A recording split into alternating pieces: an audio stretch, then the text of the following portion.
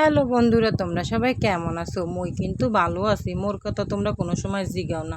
হাইপরে কই ভালো আছি তাই হনো। আজকে মোর স্বামী কিপটে স্বামী এক লগে 5টা মুরগি লইয়াছিল।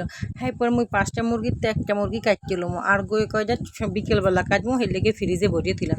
তা মুই এই যে মুরগিটারে কাটতে কুটতে পরিষ্কার করিয়া লইয়াইলাম। এই যে কি সুন্দর ডিম হয়েছে। হাইপরে এই মুরগি কাটলে আবার লইছিল আলু আর লইছিলাম একটা গোটা রসুন আর লইছিলাম হলো পেঁয়াজ কুচি আর লইছিলাম এই যে জিরা ভাজা আদা ভাজা আর হচ্ছে পেঁয়াজ রসুন ভাজা। এরপর মুই এই চুলার উপর কড়াই দিয়ে বহাইয়া আগুন দিয়ে মানে জালটা ধরাই দিমু। সেই জাল ওই যে ধরতে ছিল আর একটু ধুমো ধুমো হইতেছিল, পরে ঠিক হয়ে গেছে। এরপর মোর কড়াই যে জালটা ধরাই দিছে এবার কড়াইটা গরম হয়ে গেছে। এর মধ্যে তেল দিয়ে মুই তেলটা একটু ভালো করে চারোদিক নাইটে সিরিয়ে লইয়া মুই আলুটা ভাজগিয়ে দিমু। তাই হনো এইগুলো কিন্তু কক মুরগি ভাজা লাগে না, সেগুলো এমনিই শক্ত হয়। আর মুখো ঘরে মোরা একটু কক মুরগিটা বেশি পছন্দ করি।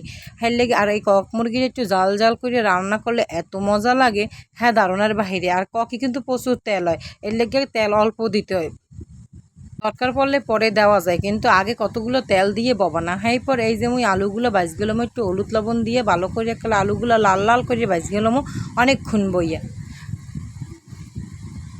আলুগুলো একটু ভাজতে লইলে খাইতেও মজা লাগে। তা মোর এই রান্নার রেসিপি তোমাকে যদি ভালো লাগে অবশ্যই লাইক কমেন্ট শেয়ার করবা আর কমেন্ট করে জানাবা কোন ভিডিও যা চাও, কোন রান্নার রেসিপি চাও।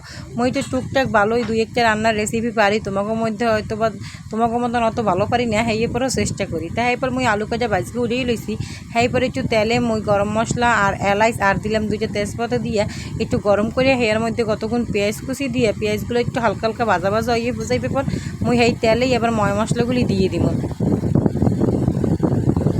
এই যে জিরে ভাজা আদা ভাজা এরপর পেঁয়াজ রসুন ভাজা দিয়ে এই তেলের উপরই কষাই। তো আমি কিন্তু সবসময় তেলের উপরে একটু মশলাটা কষাই নিয়ে চেষ্টা করি, তাহলে মশলা দিয়ে আর ওগরা গন্ধটা আহে না। তোমরাও চেষ্টা করবা তেলের উপর দিয়ে একটু কষাইতে। তেলের উপর দিয়ে মশলাটা কষাইলে মশলার কোনো গন্ধ আসে না আর তাড়াতাড়ি মশলাটা কষান্য হয়ে যায়। আর যে কোনো রান্নায় যদি একটু মশলাটা ভালো করে কষান্য হয় তাহলে কিন্তু রান্নাটাও অনেক মজা হয়, খাইতেও ভালো লাগে। এরপর এই যে মুই একটু তেল ছিল ওই সাইডটা বাজিতে উড়িয়ে রাখছিলাম, পরে আবার ওই তেল ডুক দিয়া এরপর আবার মশলাটা মেলাক্ষণ বই আমি কষাই লইছি। এর পরে হলুদ আর মরিচের গুঁড়ি দিয়ে আবার কষামো।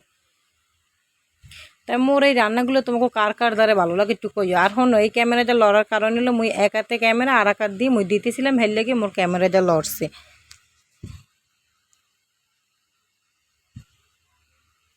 এই যে মরিচের গুঁড়ি হলুদের গুঁড়ি দিয়ে আবার মশলাটা একটু কষাই এর মধ্যে মুই জল দিয়ে মেলাক্ষণ বইয়ে মশলাটারে কষাইলাম। প্রায় 10-15 মিনিটের বেশি মুই মশলাটারে কষাইছি যে পর্যন্ত মশলার গন্ধ না বাইরে। এরকম একটা ভাজা ভাজা করিয়ে লাইছি আর এত সুন্দর গন্ধ বাইরেছে মশলাটা দিয়ে। এর মধ্যে মাংস দিয়া পর আবার মুই অনেকক্ষণ বইয়ে আবার কষামো। অনেকে আছে এই যে মাংসটারে কিন্তু আগে মশলা মাহাইয়া পর কষা, কিন্তু মুই ওই যে খাইতে পারি না। হেলে জানি কেন মনে হয় কি মশলার কাঁচা কাঁচা একটা গন্ধ পাই, যতই কষাই পরে মোর মনে হয় কি গন্ধটা সরে না। পর মুই এই যে মশলা একটু ভালো করে মাংসগুলো কষাইয়ে আবার ডাকিয়ে দিই। কিন্তু একটু জল দিইনি মাংসের মধ্যে, অনেক জল এমনিতেই বাইরেই গেছে, কারণ প্রথম অবস্থায় জল দিলে সেগুলো টানাইতে অনেক সময় লাগে। হ্যাঁ তুমি যদি তেলের উপর ওই মশলা লাগে দাও এমনিতেই অনেক জল বাইরে যাবে। তাই মুই এরম আস্তে আস্তে বইয়ে মেলাক্ষণ বইয়ে কষাই লইছি, প্রায় আধা ঘন্টা 1 ঘন্টার মতন কষাইছি মাংসটা।